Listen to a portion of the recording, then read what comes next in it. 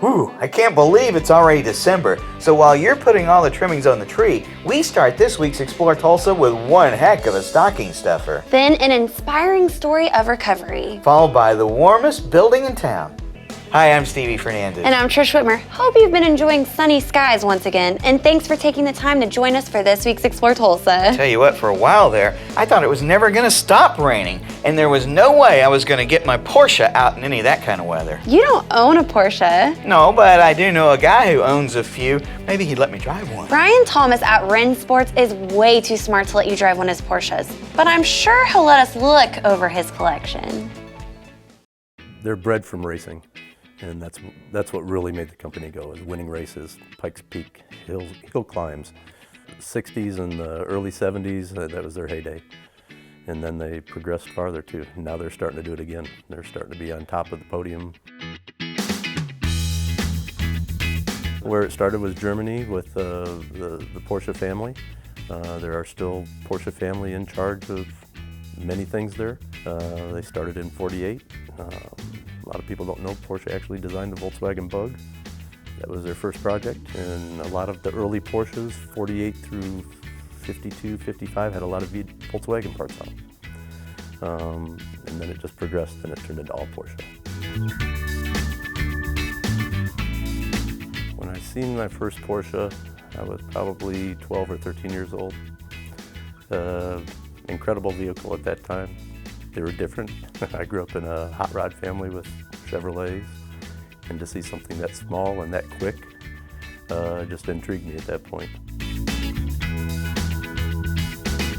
I had a neighbor that used to own a shop, and that's what he did for a living.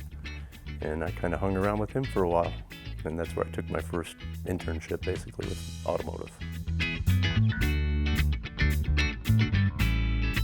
It was exciting. There was some really neat cars. But on top of that, it was Michigan. Cold and miserable, a lot of rust. It wasn't fun working on cars there. I moved to Los Angeles. I worked at a Porsche-only place. That's all we did. In California, there's Porsches every place.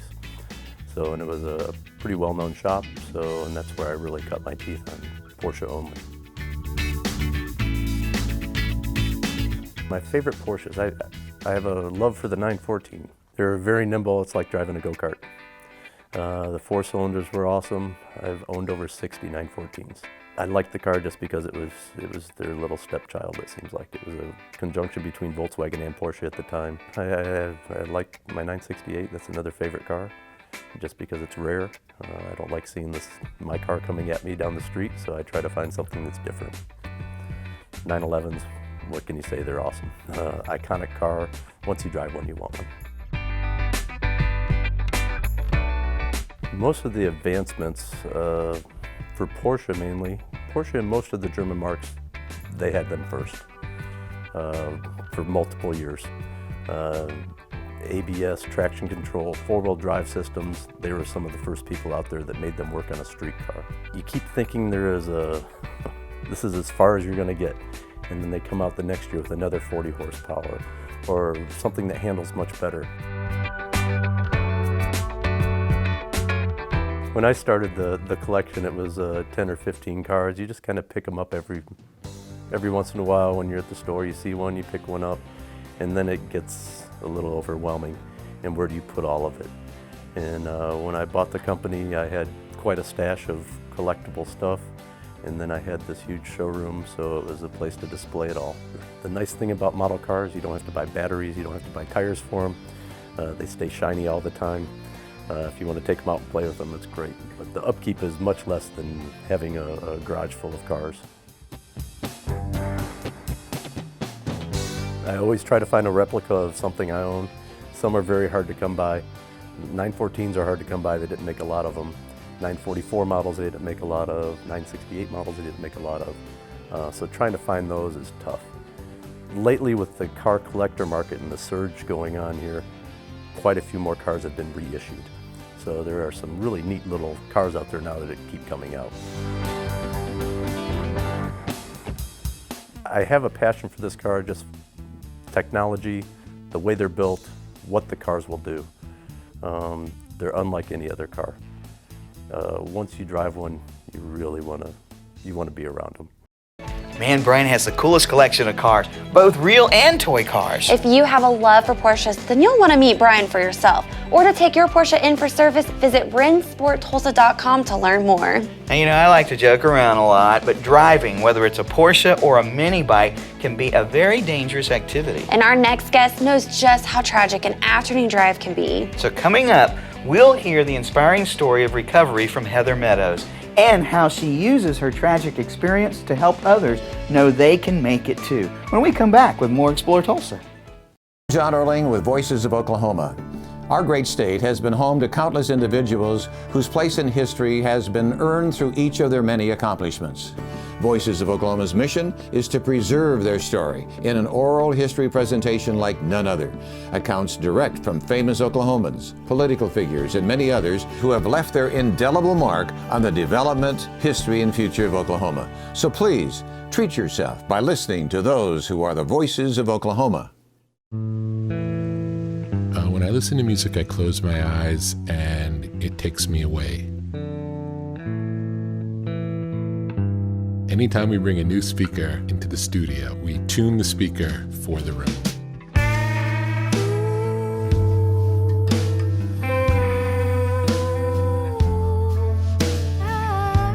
Every room sounds different, and every environment that the speaker goes into affects the sound of the speakers.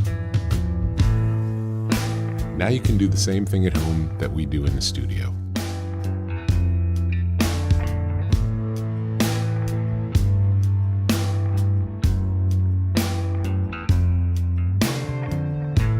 I can think of no better feeling than to close your eyes and disappear into the music.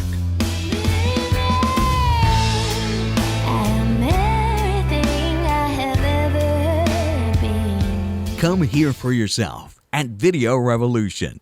Hello, we're glad to see that you took a break from holiday shopping to spend time with us here on Explore Tulsa. Now, like many kids, I was one of those who had a mini bike with a lawnmower engine, trying to make that thing go as fast as I could riding around my grandparents' property. As much fun as that sounds, it could still end up very dangerous. You're so right, Trish, but when you're a kid, you have no idea the real danger, just the fun. Unless you're someone like Heather Meadows. Unfortunately for her and her brother, their afternoon of fun turned into a lifetime of recovery that no one could ever imagine. I knew that we weren't supposed to be going. I knew that. I didn't have this feeling that something bad was going to happen. More so, I hope we don't get in trouble. You know, that was the feeling. Nothing alerted me to the danger that was on that journey. Nothing. On April the 27th, 1988, my brother John was 9 and I was 7, and we got off the school bus and got our play clothes on and had our homework done, had our chore list completed, and we have 160 acres of our family land that we got to ride our motorcycle on. But there was a mindset of safety, and that was to ride on the family land. But John and I had a couple of friends that lived about 2 miles away, and we decided that we wanted to go see them. And so we did. We made it there fine. We had our time of play, and then John said it's time to go. And so we got back on the motorcycle. But what was different from when we went was that it correlated with people coming home from work. And so there was traffic on that dirt road. And we pulled out. We were behind a truck that was stirring up dust, and we didn't have on helmets and we didn't have on goggles, and we just couldn't see. And I remember the dust just stinging our eyes, and I turned my head to lay it against John's back, just trying to shield that dust. And I know that it was stinging his eyes too. Nothing was ever said, but we were just in a cloud of dust. And John swerved over and we hit a truck head on in the other lane. And John was killed on impact that day, and I was thrown into a ditch that caught on fire. And the man who was driving the truck got out and pulled me out of the fire and rolled me in a blanket. And I remember specific things, not very many things, but I remember him grabbing me underneath my armpits and pulling me back out of the fire. At that point, someone had got my mom and got her to the scene, and she loaded up on the helicopter with me, and we were life flighted into Hillcrest Medical Center. And I remember telling my mom, I just want to go home. I just want to go home, because I thought if I could get home, everything will be fine. We ended up going to Hillcrest, and there they started all of the care for the burn injury, and they did a chest x-ray where they identified that I was bleeding internally, and I had a traumatic transection to my descending aorta.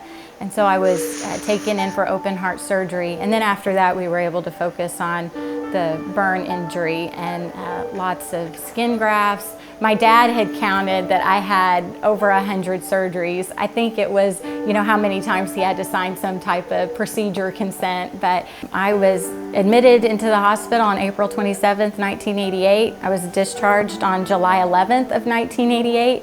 I was in a wheelchair. I didn't have any hair. They had shaved my head to take skin grafts off of my head. They were able to, do that, and I also had cadaver skin, lots of blood donations. It was an extensive injury, so it was an extensive recovery. Well, I wasn't supposed to live. They gave me a 140% chance of dying. But God was so faithful, and I am alive today, and they said I would never be able to walk because of the extensive muscle and nerve damage that I had sustained. And went through a lot of surgeries, a lot of physical therapy, but I walk today and actually stand on my feet to do my job as a nurse, as a NICU nurse. And then they didn't think I'd ever be able to have children, and I feel so blessed that I had 4 healthy children. So it's been a great story. There's been challenges along the way, but it's been a really great story.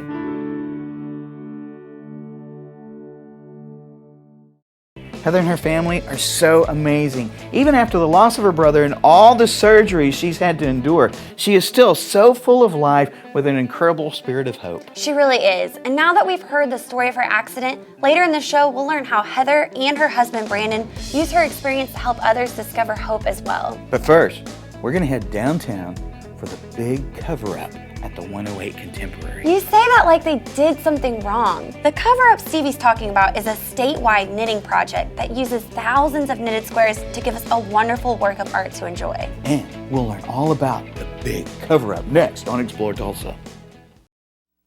I want to get a new TV. There's like 1,000 different brands, all with different features. I wish I could make sense of it all.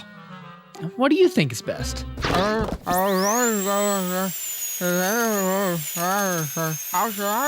You should go to Video Revolution. Their experts will tell you everything you need to know.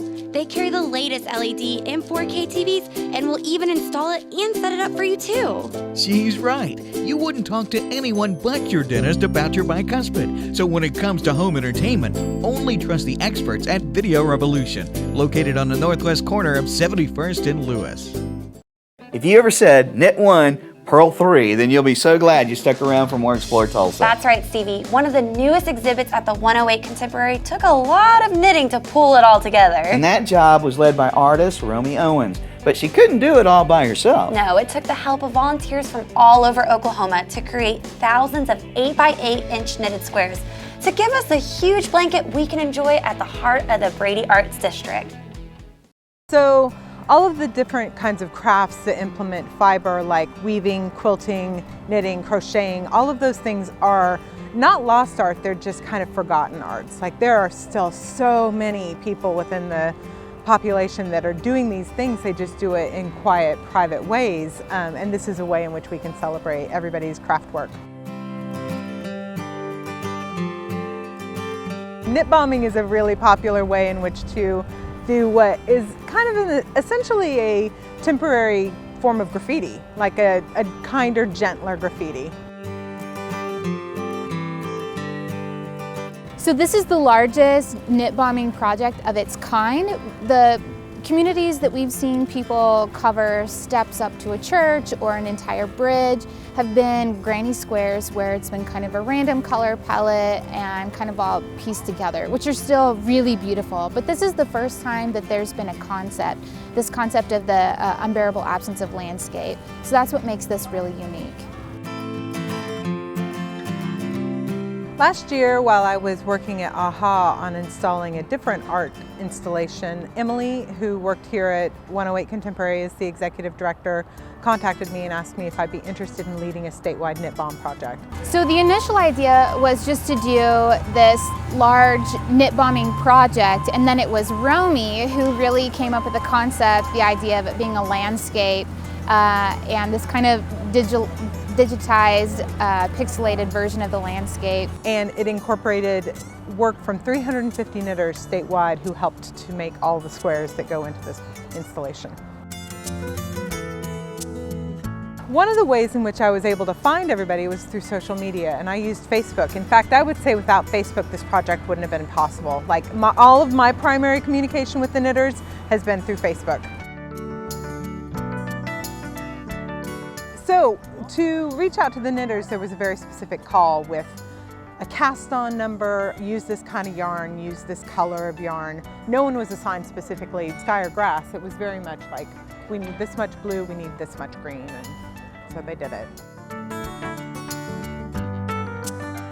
The people who qualified to knit, are you a knitter? Great, please knit for this project. It was pretty simple, just putting that call out. People were really excited to be a part and help. So between February and the beginning of August, we spent a lot of time knitting. There were knitting circles, there was a drop off your knitting here, all over the state, all of that was happening. And then from September through last week, me and about 50 people seamed it together, and it took a combined 1,000 hours just to seam it together. We had a spot in Oklahoma City that was set up where people could come in, spend a couple of hours literally sewing square to square until we had the panels. I think in thinking about knitting and the significance of it, the idea of taking a line of thread and turning that into a surface and turning that surface into a form is that the transformation of material is pretty profound. And the fact that you do this essentially, you know, through a thousands of year old technique with sticks, I mean, it's a real visceral experience. And then even that, the action of knitting, this performative kind of ritual, meditative process, it does something inside your brain that is incredibly calming and reduces stress and induces a feeling of peace, and then just everything about that you make something with your hands. We've got a manufactured and synthetic landscape here, but there are still hidden jewels of landscape all around us in the state that honestly are disappearing quickly. I hope that we all take a moment to appreciate the landscapes that we're surrounded by in a more meaningful way.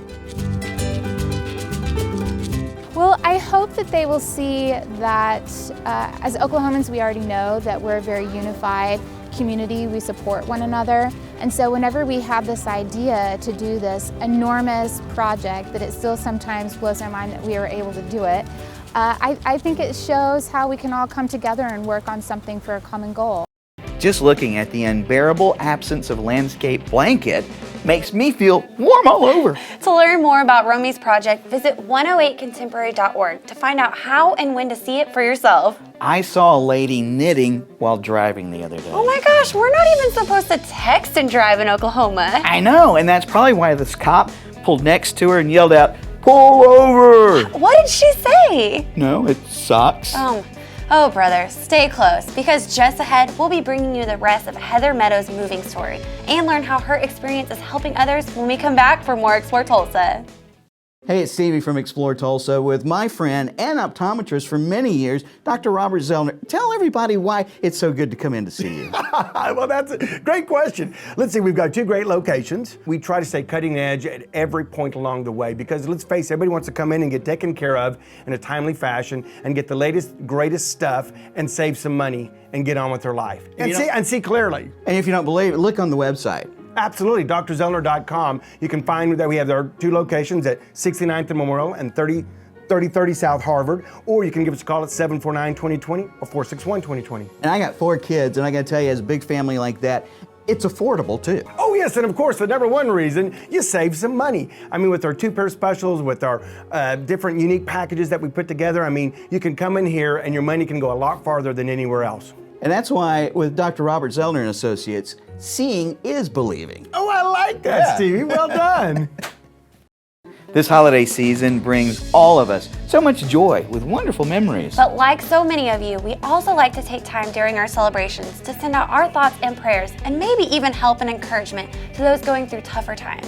Someone who inspired me more than ever before this year has to be Heather Meadows. We heard the story earlier about the accident that took her brother's life and left her to deal with the horrible burns that nearly took her life too. Now Heather and her husband Brandon join us once again to tell us how they use her experience to help and encourage others through recovery of all kinds. My teenage years were really difficult because at some point I had to end up dealing with the emotional trauma. It was evident, the physical trauma that my body had endured, but I had to be able to face that emotional trauma, and that's really when everything came crashing in on me, and I just expressed it in some really unhealthy ways. I had an eating disorder and I was suicidal. It was a very dark time, but in my desperation to have happiness and to be at peace with my body, as I really pressed in to have that emotional healing, my relationship with God blossomed through that. And I knew that what I needed was going to be greater than anything anyone could give me. And so that's when I digging into the Word of God and prayer and seeking hope, and I found it. I did. Definitely still went to therapy, definitely still took medication when I needed to, but that gave me the hope that I needed to know that I had a future. My husband and I met in high school, and it was funny, when we met, we didn't really think a whole lot about each other. I was very unassuming about myself because of my own insecurities, never really thought that anyone would be interested in me in a romantic way. It was inspirational to me then to think that, wow, you know, this girl's special, this girl's a miracle.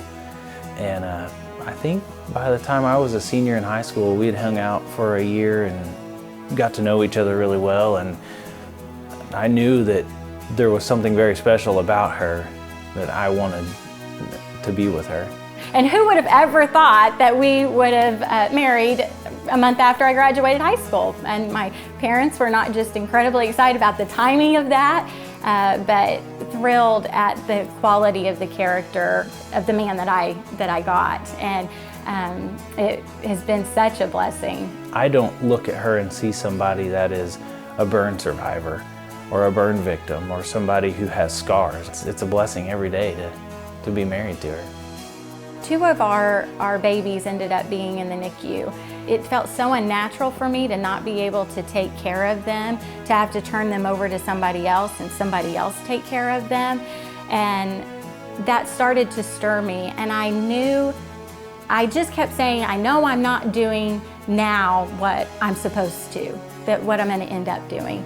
And what I was going to end up doing that God finally revealed to me was, I'm calling you to nursing school. But you know, He reveals things just as we can handle it.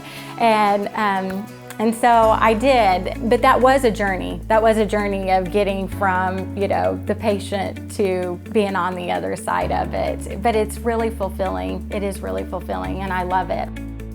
I first started having opportunities to share my story it's been almost 14 years ago now. I never really thought a whole lot about what that might be establishing later in time. And so about a year ago, I was having I had 3 surgeries in 2014 and had a lot of time to sit and be still and just seek the Lord and what it was that He wanted me to do. And so I knew that it was time to step out and be more intentional about sharing this story. It was not easy for me trying to assimilate back into school and into society. I just wanted to go to school and I just wanted to be like them. And I wanted life to be, normal again. And it wasn't. Not every teenager knows what it's like to have a burn injury, but every teenager does know what it's like to feel inadequate. Every teenager does know what it's like to feel insecure and to not be able to see past the temporary. What people I think take out of her message is that there is hope and there is a future that can be good. And I think a lot of people can't see past the immediate news and despair that's in front of us to see, hey, there's a good future out there, and I have to choose to hang on to the good part. I can talk about those things because it may look different, but they may know exactly how I feel. And maybe me sharing how I feel and how different I feel is going to help them feel a little bit better about being different themselves. And that really goes across the board, no matter what age we are. Just want to know that there are people like us. We're not the only ones. People get us. We all want to be understood.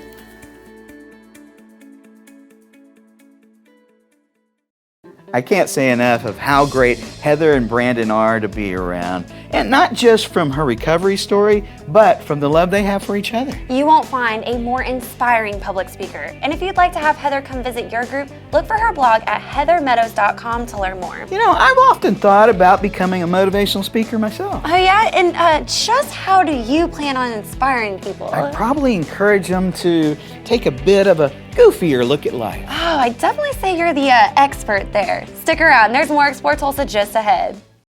Hi, Dr. Robert Zellner here. For over 20 years, I've offered affordable, convenient eye care in Tulsa. Right now, you can get one pair of glasses or contact lenses starting at just $99, or my two-pair deal for $129. Hey, and as always, the eye exam's included. Walk-ins are always welcome. Glasses are ready in about an hour. Plus, we have over 2,000 frames to choose from. We're open 7 days a week. Come see why we're voted Tulsa's best. And our drive-thru at 69th and Memorial makes pickup simple and easy. For the best eye care value in Tulsa, Dr. Robert Zellner and Associates.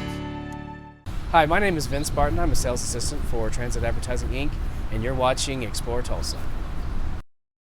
Be sure and join us next week when we meet Kelly and her very fun crew of soccer moms at Twisted Soul Sisters in Bixby. Special thanks to Brian Thomas for showing us this very fine collection of Porsches and Hot Wheels. Thanks to Heather Meadows and her husband Brandon for telling us her very inspiring story. Also thanks to Romy Owens and all the Oklahomans that helped put together the knitting for the 108 Contemporary exhibit, The Unbearable Absence of Landscape. Remember, if you miss any of the show, you can always catch us at exploretulsa.com. As always, each week we feature the people, places, and attractions that make us proud to call Tulsa our home. Hey, don't forget to like us on Facebook. Share with us someone you think Tulsa should know more about. Plus, remember, Explore Tulsa is brought to you by Video Revolution, located on the northwest corner of 71st and Lewis. Stop by, say hello to Ron and all the guys for your home entertainment needs. And Explore Tulsa is also proudly brought to you by Dr. Robert Zollner and Associates. Home of the two-pair deal starting at just $99 with 2 locations, 3030 South Harvard and 69th and Memorial. Well, that's all the time we have for you on this week's show, but we'll see you next week right here on Explore Tulsa.